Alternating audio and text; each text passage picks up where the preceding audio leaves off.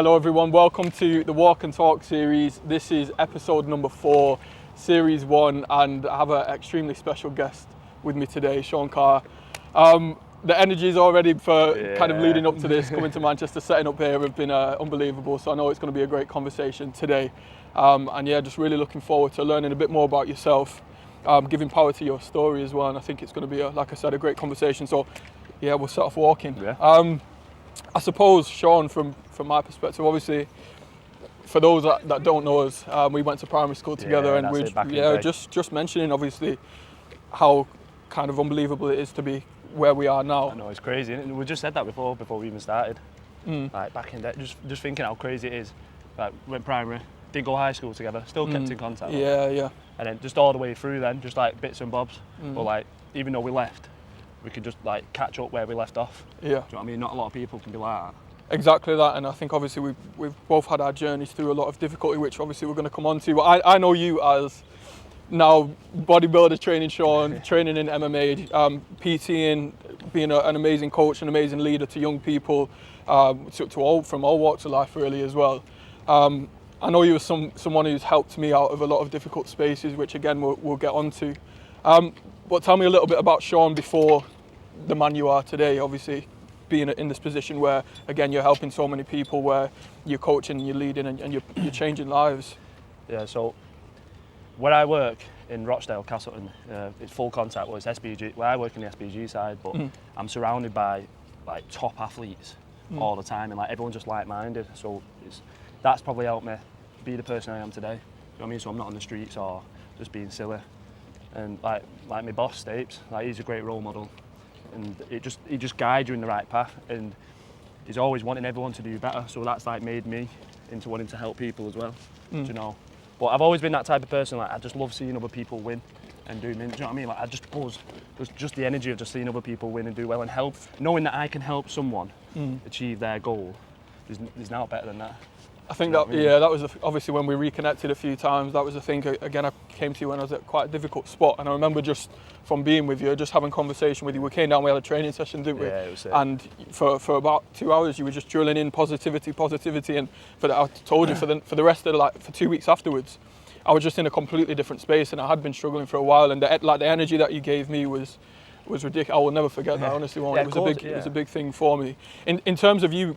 Because obviously, again, you have those people surrounding you who are kind of shaping that drive to help others as well, and lovely role models that you've got around you. But tell me a little bit about your story and where it all started, because obviously you haven't always been at this point. No. And helping people is something that's come as a byproduct of the difficult journey you've been on as well. So where did that all start for you? So it started about 2.5 years ago.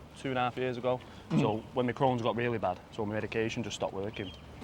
So then after that, I just went to the hospital, and then they just kept sending me home, just like saying, "Oh, it's your medication, this and that," and just tried swapping it all over. Well, then when it got to the point where it was too bad for the medication to work, that's when they kept me in, you know, for a long time, and then tried me on all sorts of other stuff, and it just got to the point where no medication's working, so I had to have an operation.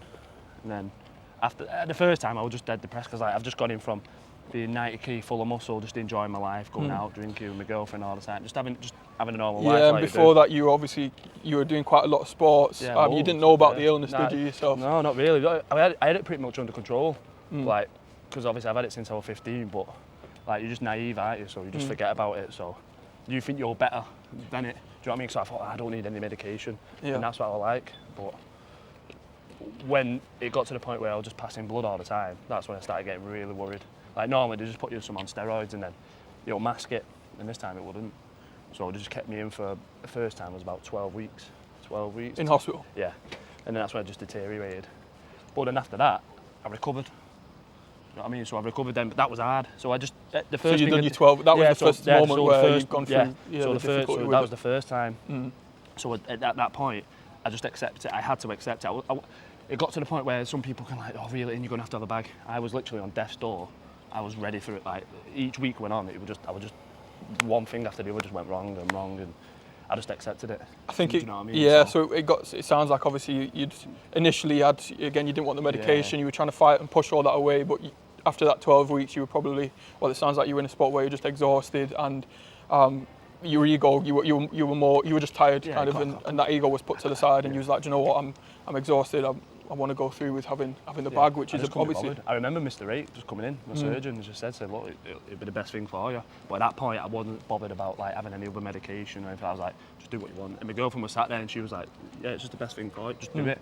So we just did it, and then after that, I thought, right, I'll accept it. And then we were both looking on Instagram. And I was like, there wasn't really anyone that I could look up to, like myself, like a lad, like to go out, just be have a normal life, and be young. Do you know what I mean? Like, and still be in shape, still be able to do sport, football, do a bit of pad work, boxing, MMA, stuff like that. There is no with one the bag. on there, with the bag, because people think once you've got the bag, your life's over. Like the amount of messages I get all the time, people asking me for advice, and that said, I'm scared, I won't be able to do this at gym, and that said, look on my page. Do you know what I mean? Like, I'm there, and that's why that fuels me more, knowing that I can make that change. And it's a big buzz. Do you know what I mean? It's mint, honestly. 100%. So just in terms of that story, then obviously you've accepted you had the bag, and again, that was probably a really big hurdle for you to overcome, because that acceptance, I know with my own journey in mental health, it took me 13 years to really accept that I needed support almost, and that was a big step for me. And obviously you've took that step of acceptance then, and what happened after that? Kind of where did things go once you've now got that bag for the first time? Yeah, so whenever I accepted, I just got that goal in mind, is just to help others and just be different. Like, I love the challenge, the fact that when someone says to you, oh, you won't be able to do, oh, you can't do that, oh, I wouldn't do that, I'd just be careful. Like it's like an adrenaline rush. Someone telling you can't do something, but you're like, once I've got to prove them wrong. Do you know what I mean? It's honestly, bro, it's the best thing ever. Like, nothing is impossible, and I hate the word impossible, because how would you know if you haven't tried it? Yeah. You know what I mean? Like, it's like people saying, oh, drinking, oh, I hate drinking, it's hanging, blah, blah, blah. Have you tried drinking? No. Well, so how can you give a comment on it? Yeah. Do you know what I mean? And at least I've tried as well. At least I can say I've tried to do it, and then I know myself then. Do you know what I mean? That's why I want to do my bodybuilding. I want to do a comp. Once I've done my comp, I can say I've done it then. And then I want to go to the next extreme. Like, so you're all about pushing these limits? Yeah, of course, you've got to push the limits. You're only here once, bro. That's the big thing, you're here once. It's a long journey, you've got to enjoy it. It's a mazza, honestly. Have you always had that mindset throughout, through your journey from having the bag? Have you always had that mindset? Or were there times where, again, when maybe through the operation or through your journey of still healing, soon after the bag, where again you weren't in that mindset? Is that something that's come around that's new to you, or kind of were the moments where again you weren't in that space? No, I think ever since I've been through all what I've done, it's definitely changed my mindset, 100%. And just like meeting people and seeing things with your eyes. Like, when I was on a ward, I was with people, everyone's coming in and out, everyone's got different illnesses, cancer. Same illness as me. Some people just come in for a cough and then they go in. Do you know what I mean? But I'm seeing all these people, it just makes you realise, like, there's always going to be someone else worse. Do you know what I mean? Yeah, because I remember you saying you'd made friends with quite a few people on the ward. With loads of them, and some of them have died. It's like 1 minute we're talking now, the next day you're gone. Like, to me, they were my family. Do you know what I mean? Like, I was with them every day. I'd speak to them every day, I'd go talk to them. Every time when I was feeling down, I'd go speak to him, and they'd make me feel better. But he's dying. Do you know what I mean? I'm not dying. I'm just recovering. So. And it gave you a sense of perspective. Yeah, 100%. And then, like, some of them are telling me to live my life and this and that. And then when I was sat there every night, like, I used to cry all the time. In hospital? Every day. Yeah, every day. No one knew it pretty much. Like, I tell my girlfriend, and I try not to tell them as much because I didn't want them worrying. And I've always been like that type of person where I don't want people worried. I'll take all their problems and put them on my shoulders. I can resonate. I was the same. Like, look, taking responsibility for everyone else's happiness. Yeah, taking all that weight on your shoulder. And you think that's like I used to think. That's how I used to judge my strength. I was like, you know what, I'm strong enough to take it. Just give it to me. So I can resonate. Resonate with that. Yeah, it's hard because, like, you just want. Like, I don't like seeing people sad or upset or like just feeling alone. Like, I want to look after them. Do you know what I mean? I want to feel like I have a purpose. Do you know what I mean? So that's why I love doing this, because the amount of message people, they look up to me, and it's nice knowing that people actually, you feel like you got worth. Do you know what I mean? Before, like, with my bag at the beginning, like, I had no clue. I was just jumping into the deep end, and I was like, right, what do I do? Like, what do I do? And I thought, well, if I set myself a goal, the recovery will be quicker. So I thought, right, all I kept saying to myself is, right, get back in the gym, I'll do this, I'll get big again, and then we'll just go from there. And if I went with that mindset, it just flew by, and then nothing was impossible. I mean, Little case studies. Yeah. It's like building Just a little muscle, steps, isn't it? little stepping stones. Little In the stepping right stones, like direction. a business. You've got to stepping stones, and you're going in the right direction. Once you tick them all off, you're right. 100%. No, I think again that mindset obviously has come from the difficulty that you're in. What were your darkest days like? And just because obviously you must have had moments. Again, you were seeing people around you that were dying. You were in a difficult spot yourself. You were again had this operation that. On one of them, it went wrong as well, didn't it? Yeah. So that's when talk to me about the things that were most difficult for you throughout that whole process, and give me an insight into where kind of your mind was at really with it all. So when I woke up in intensive care after my bowel perforated, they rushed me in for another operation, and so when I woke up out of this induced coma, I thought, I thought it was just a normal operation, to fix everything, and then I woke up with about five drains in me, and then I had another bag, and I thought. What do you mean I've got another bag? But in the back of my head I thought, well, I'll be able to recover, go back to the gym and be quick. But it wasn't as simple as that, because this other bag, it meant I had to stay in hospital for another 12 weeks to get it reversed, just to let my bowel heal, because when they perforated it was like in an awkward position, so they had to give me like a double barrel. So as soon as I ate food, it'd come out instantly. So I had to be kept on a peg. It's called a peg. So that keeps feeding your nutrients, and that was keeping me alive. Really? So yeah, it's mad when you think about it. 100%, yeah. So when I was in intensive care, that day, it was on New Year's Eve, and I was just sat all night, and I was just deep in it. I was just thinking like, wow, how has it come to this? Like 1 minute, I just literally, so 2 months before that, I just recovered off the first operation. I've just had 2 more, and I'm now in intensive care. And I remember watching the London Eye where all the fireworks go off. Was it New Year's? Yeah, New Year's Eve. Yeah. So my girlfriends, I've said all my nights to all my family and stuff like that, let them do what they're doing. And then I remember watching it on the plasma telly. Everyone's out in intensive care, like no one's awake. Everyone's kippered. And then I just remember watching it like 5, 4, 3, and it was like Happy New Year. And I just sat there and like, for a moment then, I just went dead cold. I just started crying. I just felt so alone. Like it was just horrible. I just didn't think like, how have I ended up here? Like all my life, just thinking I used to be dead fit, doing all that, going out, going gym, and I thought, this is it? Like, but I bet part of you that felt was like probably the worst moment. Like I was ready for death. At that moment, then I had no one, and it was a realization like everyone's saying, "Oh, Happy New Year, Sean." All the nurses coming up to me, and it hit home. Then I thought, wow, this is real. Like. And I didn't look at myself, but like I could see like the reflection in the water, like seeing myself, and then looking at like the reflection in the telly when I turned the telly off, and I could just see how like drawn I look and poorly. And like, at that moment, was that when you were kind of 45? Yeah. So this is like kilograms. 50, 44 kilograms I was. But like every day, the nurse would come up to me saying, "Oh, you're so lucky with it." Like my name was going around that hospital like school gossip. Do you know what I mean? Everyone knew what happened to me because my bowel were perforated, and they say, "Oh, you're so lucky to be here. You're so lucky." It was like when someone's saying that to you, you don't take it in, because up here, Of course. like I felt like I could run a marathon.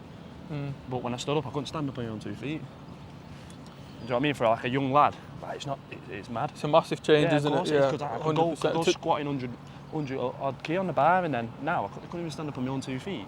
I think to even try and deal with that, again, that massive change of your body, and you almost wouldn't, you just wouldn't feel like yourself, because again, you're like you're 45 kilograms, you've lost all that weight, you're not able to do. You must have felt like there was a disconnect with who you were as a person almost. Yeah, like horrible. You didn't know who you were in a sense. I had to find myself again, but then after that moment, then I spoke to a stoma nurse and I just said to her, "Just be straight with me. How long do I have to stay in to recover?" And she said, "Well, until you're fitting out, because I was 44 kilo and they couldn't operate on me. I had to get to at least 55 so you can help like a healthy operation, so I don't die under the knife." So I thought, right, okay. So then I got in that mindset. Then I thought, right, well, I've got to stay in for 12 weeks. I'm going to do as much as I can to help put weight on. So I started doing exercise in my in whilst you're in my hospital. room. Yeah, bro. Yeah. It was funny because I couldn't walk. And all the other times, I think going through it the first and second times helped. With this time, I thought, I'm not doing it this time. I've always felt sorry for myself. I'm just going to go for it this time. So I asked my girlfriend to buy me some dumbbells. So she got me some like 2.5 kilo dumbbells, but it felt like 50. She brought them in for me. And then the physio, I kept saying to physio, "Bring me a resistance band and bring me a med ball." So I'm there with a med ball in my room doing shoulder presses with a med ball. doing curls. Whilst the nurses are out the room, I bet, yeah. The nurses are going, Sean, what are you doing? You need to be careful. I went, I'll be fine. Literally skin and bone, I'm just doing curls, but he probably wasn't doing anything, but up here, it felt like I was doing something, and it made me feel better. It was like that action of like, okay, do you know what, I'm making progress, and that's probably where, because just to have the strength to do that, and to be in that mindset where, again, you've been so alone, you've been on literally death's door, you're 45 kilograms, and you're seeing yourself as like, you're not who you once were, and you know the difficult situation you're in, and you could have just succumbed to all that. Yeah. Like, you could have literally just been like, do you know what, I have no motivation, I have no energy, I don't want to speak to people, but you're here when the nurses are out of the room, dumbbells, doing exercises, can't walk, but you're still trying to make. I love that. It's mad how like, the exercise changed your mindset, but from that point on then, at night time, you get a break on the peg feed, so, because I was always hooked up to a machine, I had a 2-hour break, so at 9 o'clock at night, that was my break. I used to walk up and down the corridor in Oldham, and you could see the reflection at night time, no one's about, so you're on your own. So you've got a lot of time with yourself thinking, which I think is a good thing really, and I think a lot of people should get used to enjoying your own company, because then you find your real self then. Do you know what, I spoke about this recently, about kind of the importance of solitude, and I think now like people are just so used to being cerebrally active, spending so much time on the phone, seeing friends all the time, socialising, always having to be with a partner, and it's like, in today's society, few people actually spend time on their own to get to know themselves. And I think there's something beautiful in struggle and being able to pull yourself out of struggle, because that's where you learn the most that you will ever learn about yourself. And that's where you find who you really are. So I resonate with that 100%. It was a scary one, but I'm glad, like when I look back, I'm glad it's happened. Like, not a lot of people think, oh, do you wish some things would have went different? No, because I wouldn't be where I am today. I wouldn't have met the people I've met. Like, I've met some top people, top nurses, and do you know what I mean? It's brought my family closer, it's brought people closer, but it's also shown who's actually there for you in the dark times, and who's going to be there for you when you're rising up. Do you know what I mean? Like, not a lot. Like, only certain people that come visit me, I didn't expect to come visit me. Yeah, yeah. Do you know what I mean? But like, say, like my friends and stuff like that, certain people didn't come see me, and I think it's mad. Like, if I knew someone was poorly, like I'd be there. But I'm glad it's happened, because it's shown who's real and who's not. Do you get me? And it's quite a big thing for me, that. I think there's so many synergies between my stories. One, it is like a filter, isn't it? And I think it is a beautiful thing, because now you're at a point where, again, you have valuable people around you. You now have this mindset which has put you in the space that you're in now, so positive, where you're able to help other people as well. You're now doing the things that you love. You've connected to your purpose and your passion. You're probably in a better space than you've ever been before in your life, and all of that has come from the pain and the struggle, and you've managed to flip it all. Like, the events haven't changed, but again, so much beauty has come from it. But it's that journey of overcoming the difficulties which makes it so powerful, and has given you the tools that you've got today, which I think is incredible. In terms of that kind of step, then obviously you've accepted and you started to make progress. Then you started to train, you started to make these little behaviours. Fast forward, how have you got to where you are now, where you're training to be a bodybuilder, you're pushing your limits, you're pushing other people's limits, you're changing people's mindsets, you're doing all of this from being, 45 kilograms in hospital with a 50% chance of leaving hospital of surviving after being in hospital for a year, 2 years ago? 3 years ago? 2 years ago. 2 years ago. 2 years ago, yeah. How? How? Tell me how. I don't know, something just clicked to me this time round. I just thought, right, it's like a second chance at life. Yeah. Loads of people go through like an out-of-body experience, don't they? And like, I just feel like I can make a change. I want to make a change. There's nothing better than making other people happy and just chasing your goals. Like, life is so short. Like, I don't think you understand. Like, until you do something and you don't appreciate it, as soon as it's got took away from you, you won't realise how much you love doing it. Do you know, even for some example like we're doing now, walking, you don't realise how precious that is. I know it sounds mad, but I couldn't walk. I had to learn how to walk. So it makes me appreciate everything, every little thing, just being out in the sunlight. I was in the same 4 walls for 12 weeks at a time. Do you know what I mean? Like, I was crying every night, and I thought, I want to be out walking, and you appreciate everything, even a decent meal. I was sick of the gravy. What proper gravy, man. But just little things like that, and it makes you appreciate life. Life is precious. But people don't realise that, do they? Like, it's easy to get yourself in a rut. Believe me, like, I've been there. Like, I still get there. Like, this week I felt a bit down. Yeah. I have a rule, like I made myself a rule in hospital. Like, I thought, So I try and teach myself how to like get over these dark times, and I give myself like a 5-minute rule. So I'll just have 5 minutes of just, right, come on, try and get your head together. Just like positive things, and just have a little 5-minute paddy, and then I'm back to it then, back in reality. What does that look like? So in terms of, is it 5 minutes where you'll let yourself feel the emotions? Yeah, just accept it. It's normal. Yeah. It's normal. We're human at the end of the day, and it's normal we've got emotions. 100%. You can't shut yourself off, because you'll just build it up, and one day you'll just break, and then what does that get you? You're back to square one. You've got to be open, and that's the problem with this day and age. Everyone thinks like, oh, you keep it to yourself, you're weird, this and that. It's not. You're human at the end of the day. We're all here on the same mission. We'll come in the same way. We'll go out the same way. Yeah, if you deep it like that. And I think, you're right with what you said. I mean, I used to like, when I had these bad days or these negative cycles, or if I was feeling depressed or anxious, I used to fight the emotions. I used to feel like they were abnormal, like no one else was feeling that way, and that that I shouldn't be feeling that way. And I was in the moment, I'm already depressed, and I'm already angry, and I'm already sad and demotivated. And I'm making it worse because I'm telling myself in that moment, why are you doing this? Why are you feeling like this? Your emotions are not valid. Yeah, all you this try stuff, and feel like start the macho fighting man, it. don't you? 100%, and that added pressure just makes the whole thing worse. And it's only recently where I've started to be like, if I'm in that moment, again, acceptance. I just sit there and I'm like, do you know what? I'm not cold today, and it might be for a week. But I know that maybe in 2 weeks, I'm going to see sunny days again. Yeah, you'll be fine. If you do, like you said, you've just got to accept it then. It's like a 6 rule, isn't it? Like it won't bother you in 6 hours, might not bother you in 6 days, 6 weeks, 6 months. Do you know what I mean? So you've got to just see it as that. Yeah. And it takes time to heal. But I think it's important surrounding yourself with people that are like-minded and who understand you. Like, you need to have a good team around you. That is the main 100%. thing. Because if you don't, don't try and seclude yourself and put yourself on your own. The world's cruel. Like, shutting people off, that's what I tried doing. Like, my family and my girlfriend, everyone used to visit me. I just wanted to be on my own. Which is totally normal, because I was depressed. But you probably felt embarrassed. Yeah, I did feel embarrassed. Weak, horrible. all of that. And I didn't like seeing people hurt and upset. Everyone who used to come see me used to cry. I used to look poor, and I hated the sympathy. I hated going, you're all right. Or I didn't want people to feel sorry for me. I just wanted people to come in and have a laugh and just treat me as normal Sean, not, oh, Sean's looking really poorly and dying, because it'd make me feel upset then. I just want to be treated normal. But I can understand it, why they were like that, because some people don't know how to react in that situation, which is totally normal. But I'd just rather just have a laugh. Just a normal crack. I think even with like yourself, just from that example that we spoke about, having people that support you, that around you, again, those support systems are really important. But again, I was feeling, and I was open with you, and I said, I'm not good at the moment. I really wasn't in a good spot. No.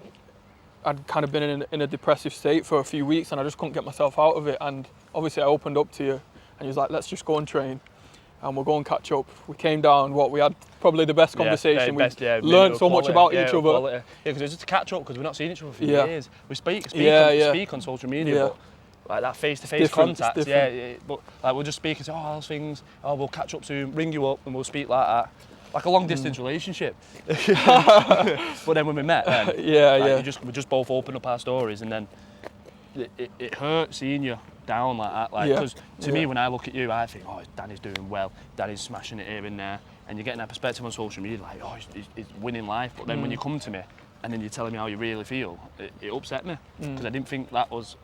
You shouldn't really judge, should you? Because you don't know what people are going through. Yeah, but social media is a really bad thing, but we tried changing it around, and we had a good convo. It was really good. Yeah, you taught me a lot. 100%, you taught me a lot. There were some key things that I learned from you, which just that energy and kind of getting yourself into that headspace that you said. You said, Dan, just start moving.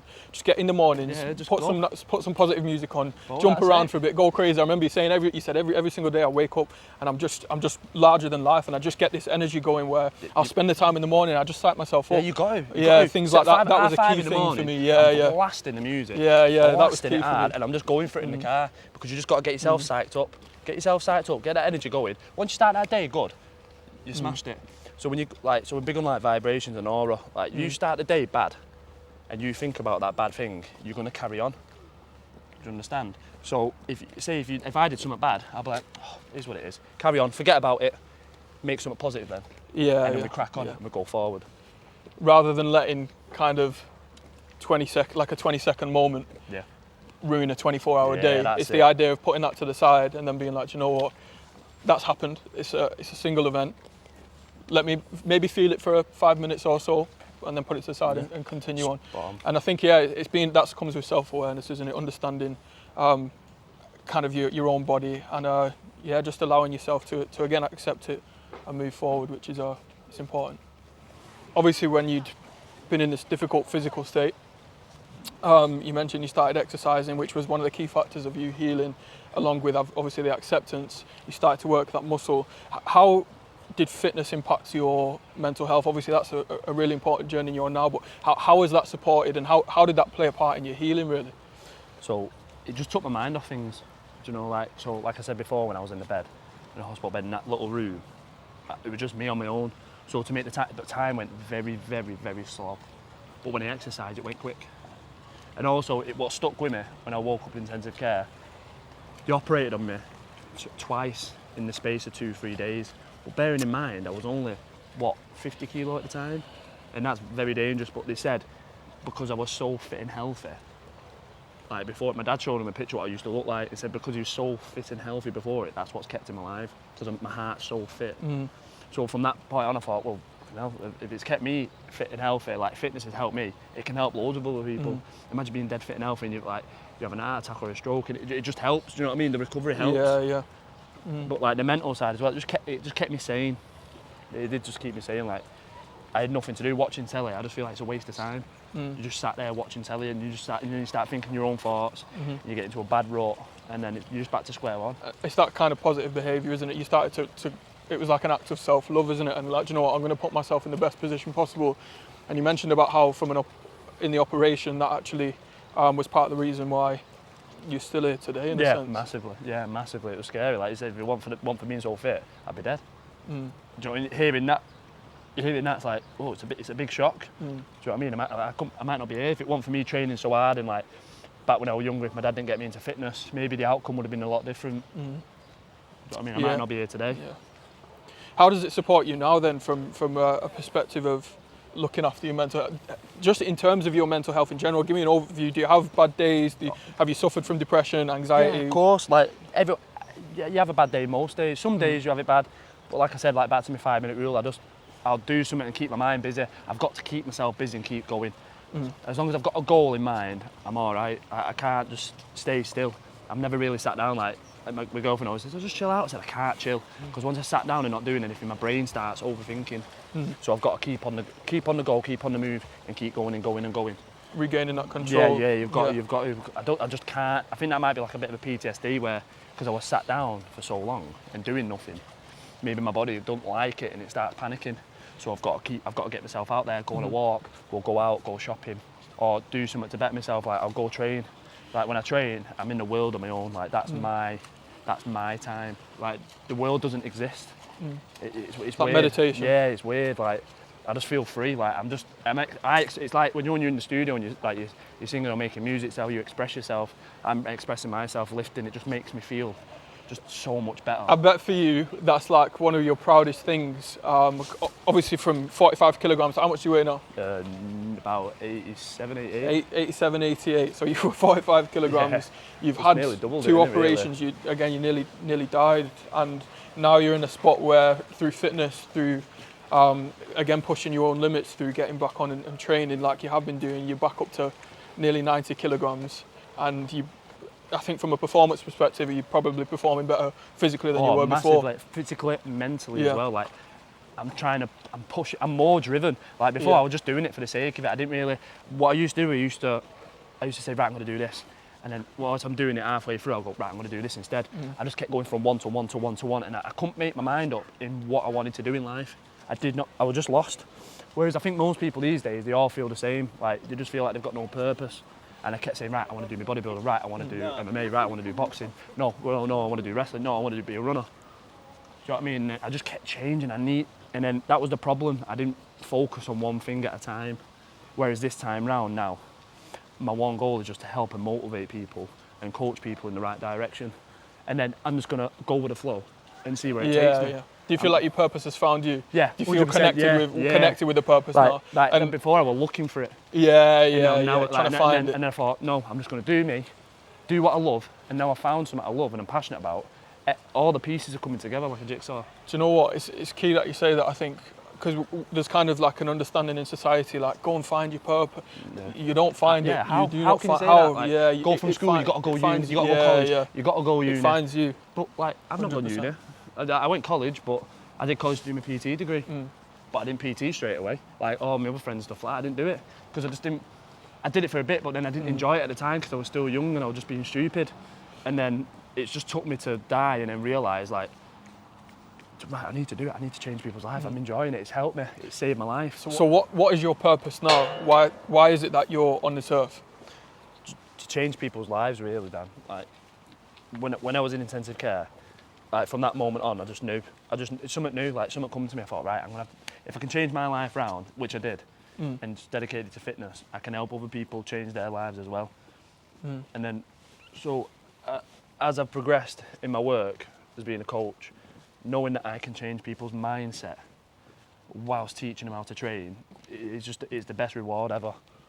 Do you get what I'm saying? Like, so like when we come and had that talk, and I changed your mindset, you come to me and you opened up. Literally, you opened up to me. Like I didn't expect all the problems that you had, but look how we changed it all around. And that knowing that I helped you made me feel 10 times better than myself. Like it just gave me like a big adrenaline rush, and just the purpose of helping someone and changing life. That does it all for me. And just knowing I can do that in my workplace, what I'm doing. So when people come train with me, they'll come in feeling just dead unconfident and shy. And then a couple of weeks, complete different person. Complete mindset, they'll change a new job. And I'll always ask them like, what do you want to do in life? Like what? I always, to every one of my clients, they can back me. I say, what do you want from life? Like what is your, like what do you do for work? Where's that going to get you? Are you happy? I always try and like make sure they're on the right path. So what do you want to do in life? So say, if one of them wanted to be a DJ or something like that, just for an example, I'd try and get them in contact with someone that does something in the music, or like yourself. I'd ask for advice and I'd link them up to them. Say if someone wanted to be a chef, or I'd try and get them like, oh, why don't you go uni and go to do this and that, and I'll try and guide them. Like, so as normal other coaches, like PT, I like to call myself a coach more than a PT. Rather than a PT, yeah. More like PTs, they'll just come in, right, 1 hour, blasted them, see you later, love, see you next week, bye. Whereas me, like, I'm a friend as well. Like, I'm a coach, I'm a life coach. I'm there for you, on and off the pitch. Do you know, like a manager? Yeah. Like, if you need That's me, what I'm it there. felt. Yeah. Even if I was there for what we were together for like an hour and a half, but it felt like the lessons I was learning from you and the stuff you were teaching me from a mindset point of view were first and foremost, and the training was almost just to complement that. It felt, because I came away from it and I was like, yeah, my body's. I've definitely worked out. I've definitely worked out. I could feel it, but my mind. That was where I also felt like such a big impact, and it was like to have both. My body was feeling strong, and I'd come out when I was in a bit of a lost place. I genuinely was really upset, really down, and I came out smiling. I felt the energy, and I was just like, thank you so much, because you've shown me things that I couldn't find myself. You gave me answers that I couldn't find on my own and that I'd been trying to find for quite a few weeks. And just that lift up from you was amazing. So it's nice to hear you speak the way you speak, because I know it runs true to your core in terms of helping other people. And it's all about service, isn't it? And, you've got customer service, you need it. But it's all about service. Yeah. You've got to be nice to everyone. You don't know what someone's going through. 100%. You may think someone's having a mint life and he's living the best life. You don't know deep down he's hurting. He could be going through something so bad, but he's got no one to talk to.